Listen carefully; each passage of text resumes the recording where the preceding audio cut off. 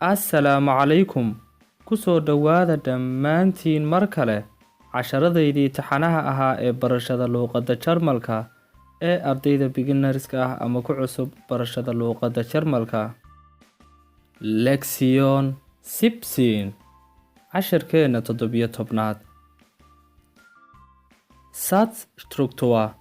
Casharkani wuxuu qaybtiisii labaad yahay casharkeennii 9aad ee ku saabsanaa isaguna Satzstruktur, qaab dhismeedka jumladda. Fiidiyowgan ama casharkan waxaynu muhiimadda saari doonaa saddexda pronomen ee kala ah ama magacuyaal ee kala ah ich aniga, du adiga, iyo sie oo ah adiga, oo ah sida ixtiraamka ah ama qofka marka la ixtiraamayo. Laba, waxa kale oo aynu casharkan muhiimadda saari doonaa Verbendung oo ah ficilada dhammaadkooda ama waxay ku dhammaadaan. Saddex, waxa kale oo aynu casharkan muhiimadda saari doonaa sida loo conjugate gareeyo saddexdan pronomen ee ich iyo du iyo sie. Haddaba aynu eegno saddexdan jumladood. Ich heiße Mohammed. Magacaygu waa Mohammed. Woher kommst du? Halkee ayaad ka timid adigu? Wo wohnen Sie? Halkee ayaad ku nooshahay adigu? Aynu eegno haddaba saddexda pronomen ama saddexda magacuyaal ee ku jira jumladdan. Ta u horeysa pronomenka ama magacuyaalku waa ich oo ah aniga. Jumladda labaadna waa du oo ah adiga. Jumladda saddexaadna waa sie oo ah adiga. Du amba markaad qofka leedahay woher kommst du, halkee ayaad ka timid, waa qofka marka aad u weydiinaysid su-aasha si caadi ah. Marka aad qofka ixtiraamaysidna waxaad u weydiin kartaa wo wohnen Sie, halkee ayaad ku nooshahay, waa marka ay ixtiraamka tahay. Haddaba aynu eegno saddexdan pronomen. Ich oo ah aniga, markasta waxaan ahay qofka koowaad.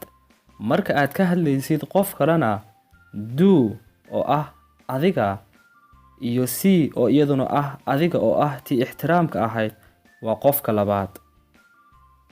Marka pronomenka du iyo sie waa qofka labaad mar walba. Waxaynu ku soo baranay pronomenka ama magacuyaalada casharkeennii 5aad. Haddii aanad daawan dib ugu noqo.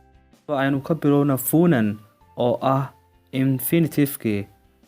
Ich wohne in Hamburg. Anigu waxaan ku noolahay Hamburg. Haddaba waad arki kartaan Verbendung amba markaan anigoo qofkii koowaad iska hadlayo wuxuu ku dhammaanayo wohnen. Talabaad, wo wohnst du? Halkee ayaad ku nooshahay adigu? Du oo iyadana ah qofka labaad, markaan ka hadlayo waad arki kartaan waxay ku dhammaatay st. waa aniga qalinka midabka kale ah idinku qoray Verbendunga. Ta saddexaad, wo wohnen Sie oo ah qofka markaan ixtiraamayo halkee ayaad ku nooshahay, iyadana waad arki kartaan waxay ku dhammaatay en sida infinitiveka oo kale. Haddaba aynu conjugate garayno verbkan amba infinitiveka kommen. Ich komme. Anigu waxaan ka imid. Du kommst. Adigu waxaad ka timid. Sie kommen. Adigu waxaad ka timid.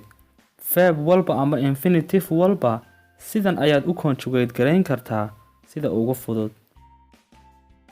Aynu eegno saddexdan jumladood si aad si fiican ugu sii fahmi kartaan. Ich fahre nach Berlin. Waxaan u socdaalayaa amba u socdaa Berlin. Wir gehen nach Hause. Inagu waxaynu tegaynaa guriga oo ah jamac dad badan markaad ka hadlaysid. Ich muss Deutsch lernen. Waa in aan bartaa Deutsch. Sida halkaa idinka muuqata verbka ama ficilka la conjugate gareeyay mar walba wuxuu taagan yahay booska labaad. haddii aad casharka fahantay, bal isku day in aad ka jawaabtid su'aashan intaad qabatid fiidiyowga. Ich in Berlin.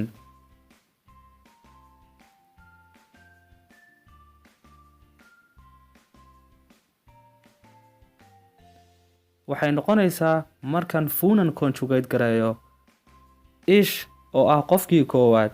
Ich wohne in Berlin. anigu waxaan ku noolahay Berlin.